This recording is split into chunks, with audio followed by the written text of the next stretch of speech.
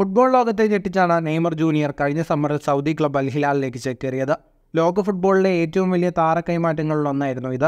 എന്നാൽ ലോകകപ്പ് യോഗ്യതാ മത്സരത്തിനിടെ പരിക്കേറ്റ നെയ്മർ ദീർഘനാളായി കളിക്കളത്തിന് പുറത്താണ്. ഉടനെയൊന്നും നെയ്മറിന് കളിക്കളത്തിലേക്ക് തിരികെ എത്താനാവില്ല.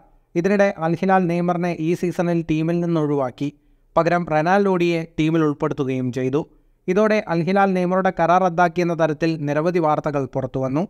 ഇക്കാര്യത്തിൽ വ്യക്തത വരുത്തിയിരിക്കുകയാണിപ്പോൾ ട്രാൻസ്ഫർ എക്സ്പേർട്ടായ ഫാബ്രിസിയോ റൊമാനോ. നെയ്മർ ജൂനിയറുടെ കരാർ അൽ ഹിലാൽ അവസാനിപ്പിച്ചുവെന്നത് വ്യാജ വാർത്തയാണെന്നാണ് ഫാബ്രിസിയോ പറഞ്ഞത്. ഇപ്പോൾ പ്രചരിക്കുന്ന വാർത്തകൾ വ്യാജമാണ്. നെയ്മറിന് ഇപ്പോഴും അൽ ഹിലാലുമായി കരാറുണ്ട്. ഈ സീസണിലെ സ്ക്വാഡിൽ നിന്ന് മാത്രമാണ് നെയ്മറെ മാറ്റിയതെന്നും ഫാബ്രിസിയോ പറഞ്ഞു. 1450 കോടി രൂപയുടെ പ്രതിവർഷ കരാറിലാണ് നെയ്മർ PSG വിട്ട് അൽ ഹിലാലിലെത്തിയത്. PSG-ക്ക് 817 കോടി രൂപ ട്രാൻസ്ഫർ തുകയായും അൽ ഹിലാൽ നൽകി.